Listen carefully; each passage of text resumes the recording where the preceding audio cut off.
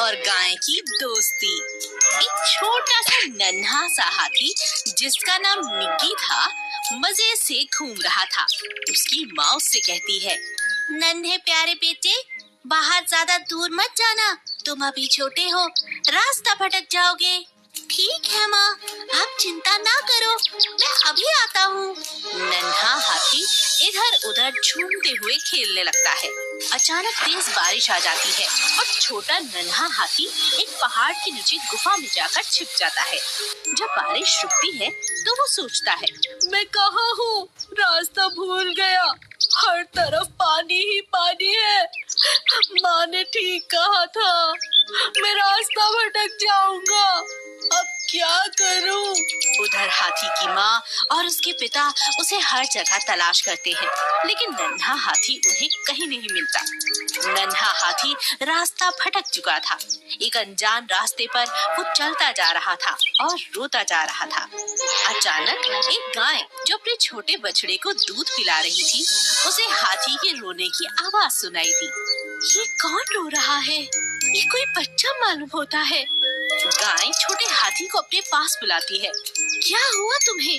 रोना बंद करो, ये लो पानी पियो। मैंने अपने माँ बाप को कहीं खो दिया है।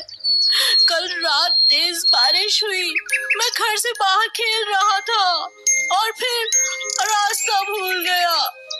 मुझे माँ के पास जाना है। अरे अरे अरे, लगता है तुम बहुत परेशान हो। पहले तो तुम रोना बंद करो। और तुम्हें भूख लगी है क्या? क्या कल शाम से तुमने कुछ भी नहीं खाया? नहीं, बहुत भूख लगी है। आप भी मेरी माँ की तरह हो, मुझे कुछ खिला दो ना। गाय उसे दूध पिलाती है, उसका ख्याल रखती है और उसे सो जाने के लिए कहती है। थोड़ा सा आराम कर लो, जल्दी ही कोई उपाय निकल आएगा। गैया कई दिनों तक हाथी के बच्चे का वैसे ही ख्याल रखती है जैसे कि वो अपने बच्चे का रखती थी। और एक दिन उससे कहती है, आज तुम्हारी सेहत पहले से बहुत बेहतर लग रही है। चलो हम तीनों मिलकर तुम्हारे माँ बाप को ढूंढते हैं। अब हमें इस जंगल को छोड़कर दूसरे जंगल जाकर तलाश करनी शुरू करनी है। मगर अगर वहाँ भी मम्मी पापा नहीं मिले तो? मिलेंगे ना, क्यों नहीं मिलेंगे? हमें मेहनत करनी चाहिए, उन्हें ढूंढने की पूरी कोशिश करनी चाहिए। गैया अपना बछड़ा और हाथी के बच्चे को लेकर हाथी के माँ बाप की तलाश करती है। एक दिन हाथी अपनी माँ को देखकर जोर से चिल्लाता है, माँ माँ, गैया माँ, वो रही मेरी माँ। हाथी अपने माँ बाप को देखकर बहुत खुश होता है। मेरा बच्चा कहाँ चला गया था? हाथी का बच्चा सारी बात अपने माता पिता को बताता है। बहन, तुमने मेरे बच्चे का ख्याल रखा, मैं तुम्हारा शुक्रिया अदा करती हूँ। तुम जैसा नेक दिल जानवर हर किसी का दोस्त होना चाहिए। क्या तुम हमारे साथ दोस्ती करोगी? हाँ हाँ, क्यों नहीं। अब गैया और हाथी का परिवार खुशी खुशी जंगल में एक साथ रहने लगते हैं। जादुई दूध देने वाली भैंस। किशन लाल एक गरीब किसान था। वो अपनी पत्नी बिमला और अपनी भैंस के साथ जीवन बसर किया करता था। उसे अपनी भैंस से बहुत लगाव था। दिन रात उसकी सेवा करता, उसी का दूध बेचकर और कुछ किसानी करके उनका घर चलता था। एक दिन उनके घर के आंगन में एक जहरीला सांप घूम रहा था। जैसे ही भैंस की नजर उस जहरीले सांप पर पड़ी, वो उससे झगड़ा करने लगी। दोनों की लड़ाई देखकर किशन लाल बीच में आ गया, मगर उससे पहले ही सांप ने भैंस को डस लिया और उसे मार डाला।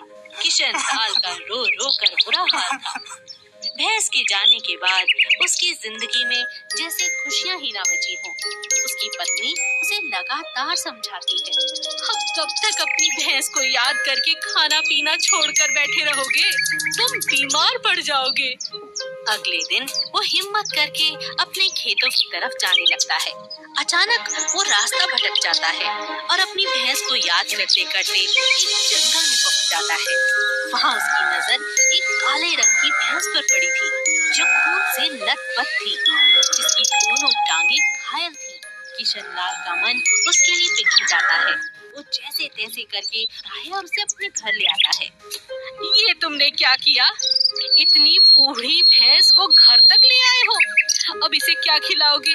पहले ही भैंस के जाने से घर में हमेशा मातम का माहौल रहता है और अब तुम इसे ले आए हो।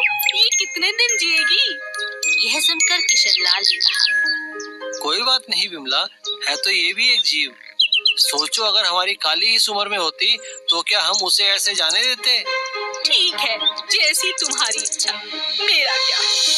किशनलाल भैंस की इतनी सेवा करता है कि धीरे धीरे भैंस की दोनों टांगे एकदम ठीक हो जाती है।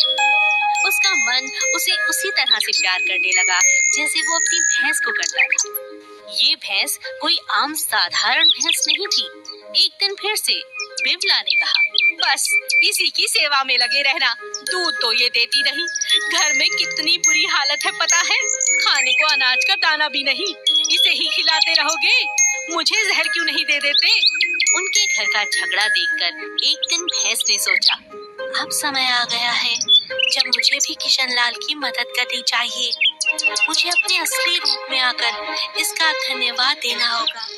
एक दिन जब किशनलाल उसे बड़े प्यार से सहला रहा था, अचानक उसकी नजर उसके थनों पर गई। किशनलाल हैरान रह गया। थनों से लगातार दूध बह रहा था। बिमला वहाँ आती है और हैरान रह जाती है। अरे, इसके थनों से तो लगातार दूध बह रहा है। रुको रुको, मैं बाल्टी लेकर आती हूँ। बिमला की खुशी का ठिकाना नहीं था। दिन रात वो जितना चाहे दूध निकाल सकती थी। अब तो अपने गांव में क्या, 4 और गांव में उनका दूध जाने लगा और धीरे धीरे उनके पास इतना पैसा हो गया जिसे जमा करते करते वो थक चुके थे। उन्होंने और कई सारी भैंसें खरीदी, बड़ा घर बनाया और खुशी खुशी रहने लगे।